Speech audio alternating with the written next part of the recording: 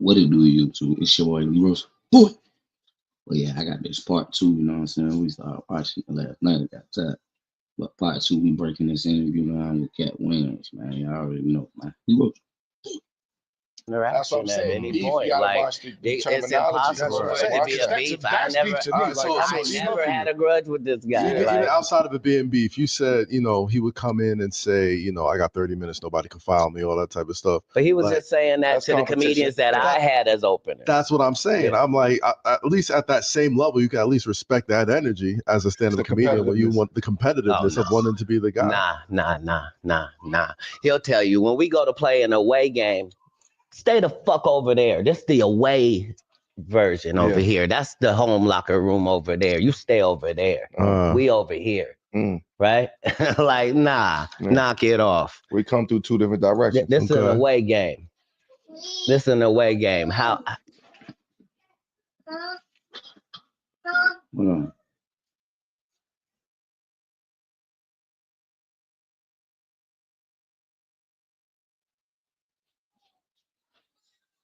Break you that down. finagled your way Yeah, break to that down for me for folks to who may get not. to get adjacent to my team, but you don't respect me as a leader and captain of the team, and you also disrespecting the rookies. Right.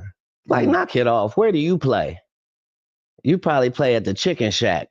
They got 150 seats in there. Go live that life. That's your real life. This is an arena. This Toyota Center we talking about.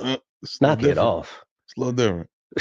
I ain't gonna have the conversation. Hey, man, I'm a fan of both of y'all brothers. We tried. You We know? tried. You know? I know when Sharpie's gone. I'm like, damn. I'm like, Not only did you try, man. It didn't work always.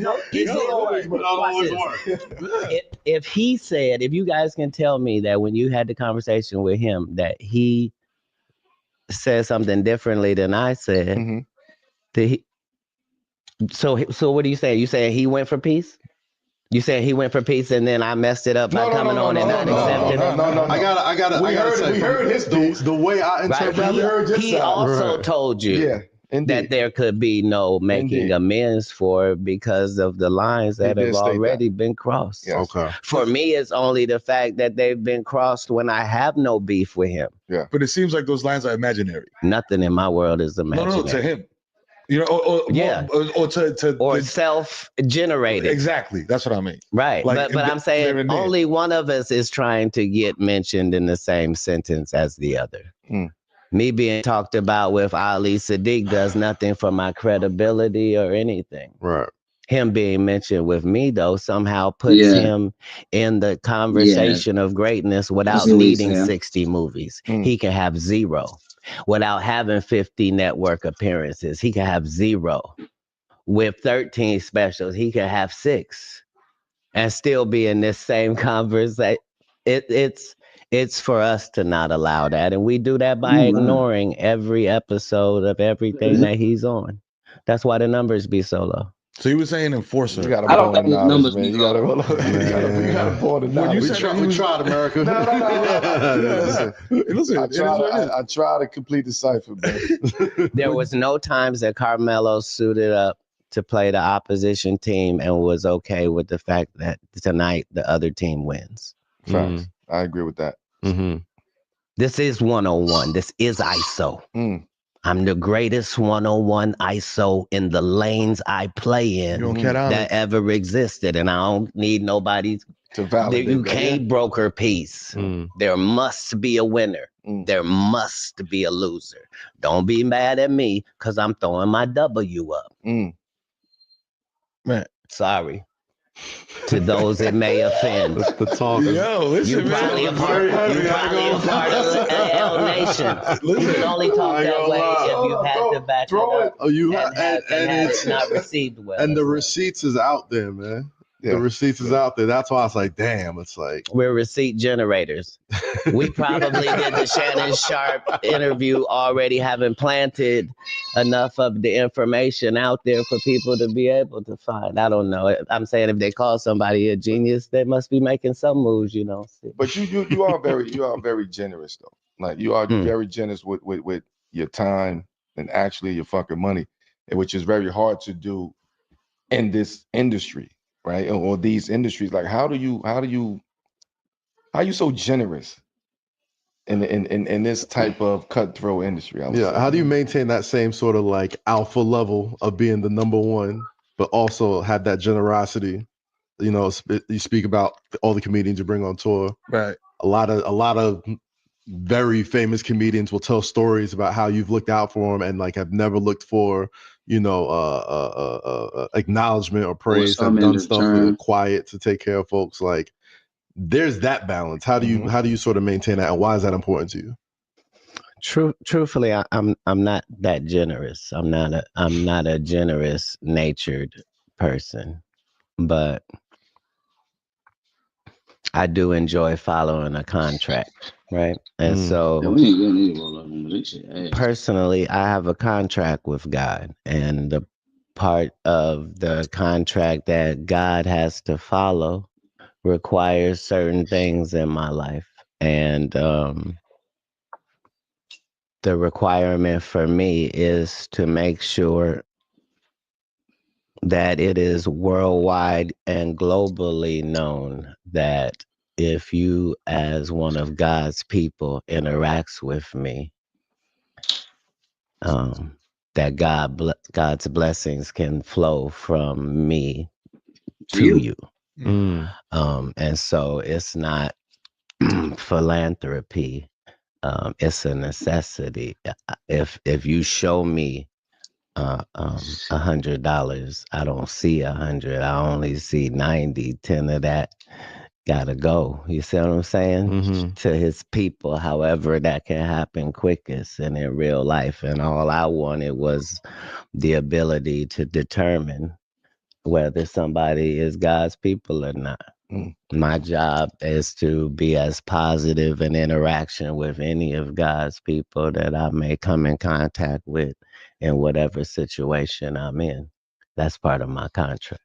What one of those moments is one of the ones that you're the most proud of? You know, I'm not proud of any of them. It's just this is what I'm here to do. If you go to McDonald's and something costs $2.75, are you proud that you gave them $3? Hell no, I want my quarterback. Right. So now, once you got the quarterback, right? Yeah. Or 18 cents with tax. I don't know. What you gonna do with that? Right. So understand that where I rank spiritually, right?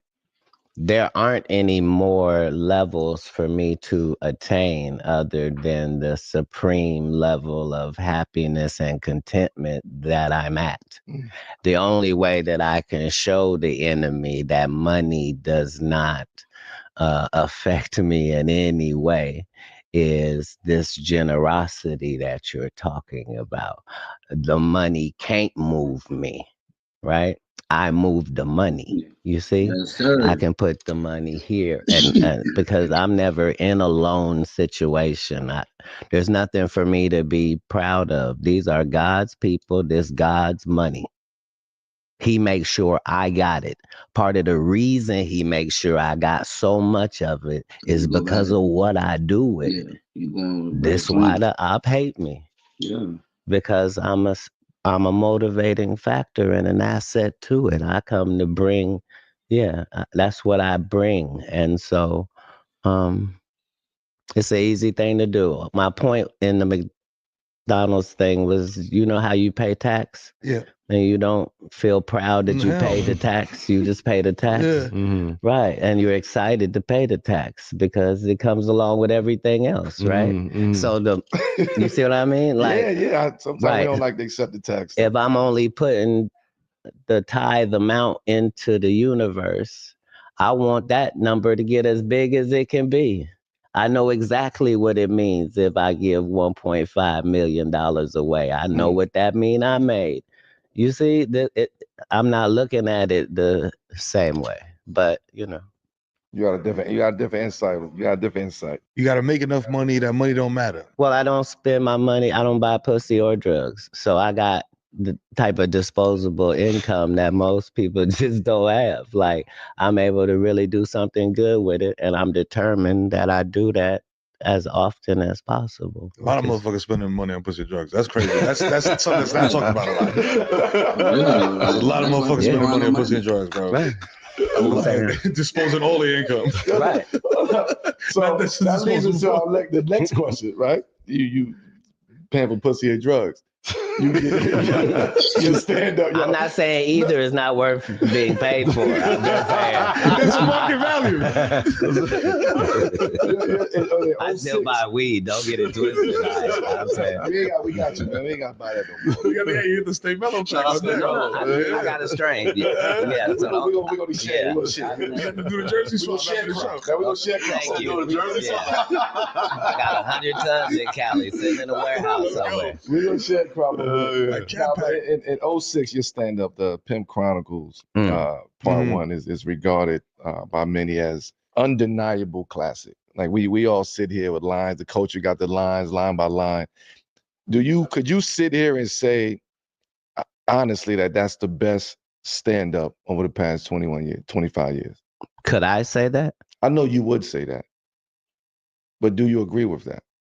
In the comedy realm that I came into, most comedians had a great set, and they would do that set for years and years and years, no matter where they were, just year after year after year.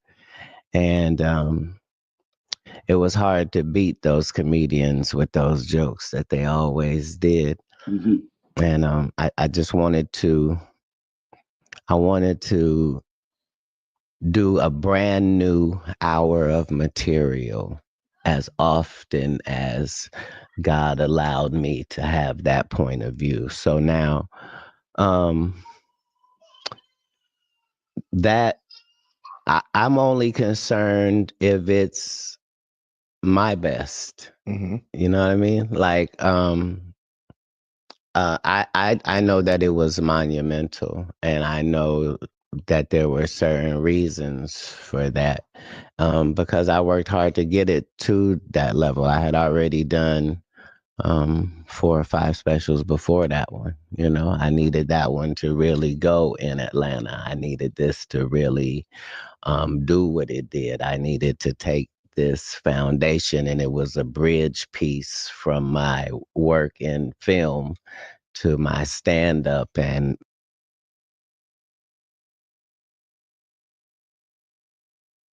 marrying a concept. You know, there's a lot of stuff that Prince and I used to just discuss artistically, the importance of always looking different, sounding different, being different presentation, every project, giving it your best. But I'm honored that people love it. I know it was a great special for me personally,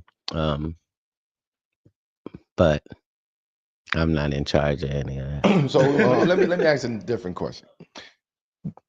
As a player, I go back and watch film. Yes, I'll go back and watch the past 20 years. Mm-hmm. I might add the last 30 years, right? And I always try to see what was my impact, and within those 30 years, right? How much of a real impact did I really have stepping into this new realm of space? Yeah.